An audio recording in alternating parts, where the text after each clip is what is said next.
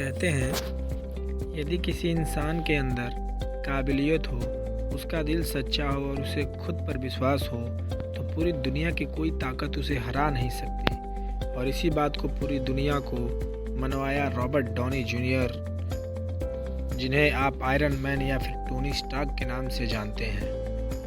आज वो बहुत ज़्यादा सफल है, लेकिन उनकी सफलता के पीछे कितनी सारी विफलताएं हैं, उनके बारे में बहुत कम लोग जानते हैं।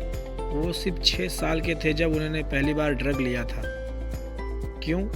क्योंकि उनके पिता भी बहुत ज़्यादा ड्रग का सेवन किया करते थे और वहीं से उनको धीरे धीरे करके आदत लगने लगी। 8 साल की उम्र आते आते वो पूरी तरीके से ड्रग एडिक्ट बन गए थे।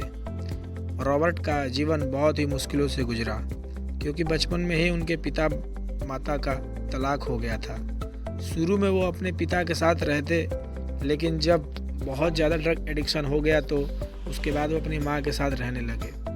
रॉबर्ट सिर्फ 5 साल के थे जब उन्होंने पहली बार अपने पिता की फिल्म में अदाकारी की थी, और उसके बाद कई बार उन्होंने अपने पिता की फिल्म में रोल अदा किए। 1992 तक उन्होंने बहुत सारी अच्छी फिल्मों में काम किया और उसके लिए बहुत कड़ी मेहनत की। 1992 में उन्हें चैपलिन मूवी की, जिसके अंदर उन्होंने चार्ली चैपलिन का रोल अदा किया, जिसके लिए बाद में उन्हें अकादमी पुरस्कार के लिए नॉमिनेट भी किया गया। लेकिन 1993 से लेकर 2001 के बीच में उन्हें कई बार नशीले पदार्थों के चक्कर में गिरफ्तार किया गया। जब वो पहली बार जेल गए तो उन्हें कैदियों के द्वारा इतना ज़्यादा पीटा गया कि वो बेहोश हो गए, और जब वो उड़े तो उन्होंने अपने आप को एक खून में के टब में सोया हुआ पाया। उन्होंने बहुत बार लंबे समय के लिए नशा मुक्ति केंद्र में रखा गया, लेकिन हर बार वो असफल लौटे। एक बार उन्होंने जज के सामने कहा था कि ये इस तरह है जैसे मानो मैंने अपने मुंह में एक बंदूक की नली घुसाई रखी है और इसका ट्रिगर मेरे ही हाथों में है, बस इसलिए क्योंकि मुझे गन मेटल का स्वाद अच्छा लगता है। उन्होंने अपनी मजबूरी समझाते हुए कहा कि ये आदतें उन्हें 8 साल की उम्र से हैं, क्योंकि उनके पिता भी नशा किया करते थे। 1996 में उन्हें हेरोइन, कोकीन और बंदूक के साथ गिरफ्तार किया था। 1 महीने बाद उन्हें पैरोल मिली, लेकिन इसके बाद भी उन्होंने नशा नहीं करना छोड़ा और वह पड़ोसी के घर सोए हुए मिले। इन सब के चलते उन्हें 3 साल तक इस लत को छुड़ाने और आवश्यक ड्रग टेस्टिंग की सज़ा सुनाई गई। 1997 में फिर से एक बार टेस्टिंग हुई, जिसको देने में वो असमर्थ रहे, और उसके बाद उन्हें 4 महीने की फिर से सज़ा हो गई। कहानी यहीं पर रुकने वाली नहीं थी।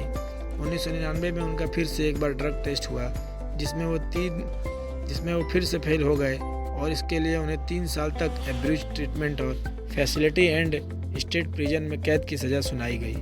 फिर 1 साल जेल में रहने के बाद उन्हें $5000 चुकाकर बेल पर रिहा किया गया, लेकिन इसके बाद भी कई बार गिरफ्तार होते रहे। इसी बीच में उनका फिल्मी करियर भी चल रहा था।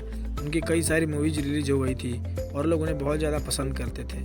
उनकी अदाकारी के लिए 1992 में उनकी पहली शादी हुई थी डेबोरा से, लेकिन बार बार इन घटनाओं के चलते वो भी उनसे परेशान हो गई, और 2004 में जब वो जेल से बाहर आए और उसके बाद डेबोरा ने भी उन्हें तलाक के कागज़ भेज दिए और उनका तलाक हो गया। लेकिन फिर 2005 में उनकी ज़िंदगी में आई सुजैन, जिन्हें उन्हें पहली ही नज़र में प्रेम हो गया।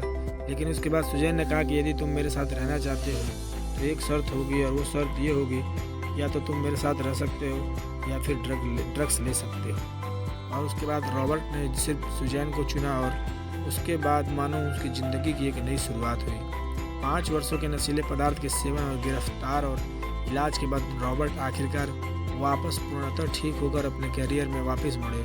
उसके बाद उन्होंने 2004 से 2008 तक बहुत सारी फिल्मों में काम किया, लेकिन ऐसी कोई फिल्म नहीं थी जहां से उन्होंने बहुत बड़ा नाम कमाया हो।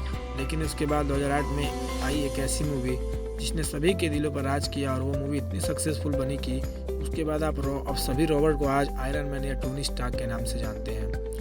आयरन मैन 1 से लेकर अवेंजर एंड गेम तक उन्होंने बहुत सारी फिल्में की, और उन्होंने दुनिया को ये बता दिया कि इंसान के अंदर काबिलियत हो, उसका दिल सच्चा हो और उसे खुद पर विश्वास हो और खुद को सुधारने की क्षमता हो, तो उसे इस दुनिया की कोई ताकत नहीं हरा सकती। हम सभी के जीवन में भी ऐसी कई बार मुसीबतें आती हैं जिससे हम हार कर बैठ जाते हैं, रोने लगते हैं, परेशान होने लगते हैं। कई बार जीवन में गलती हमारी होती है, कई बार दूसरों की होती है, लेकिन ये जीवन सिर्फ और सिर्फ हमारा है। किसने हमारे साथ क्या किया, या इस बात को कहने से हमारा जीवन नहीं बदल जाएगा। हमारा जीवन सिर्फ तभी बदलेगा जब हम उन गलतियों को सुधार कर अपने आप पर विश्वास करके जीवन में सिर्फ आगे की ओर बढ़ें। गिरना बुरी बात नहीं है, लेकिन गिरकर ना उठना बहुत बुरी बात है।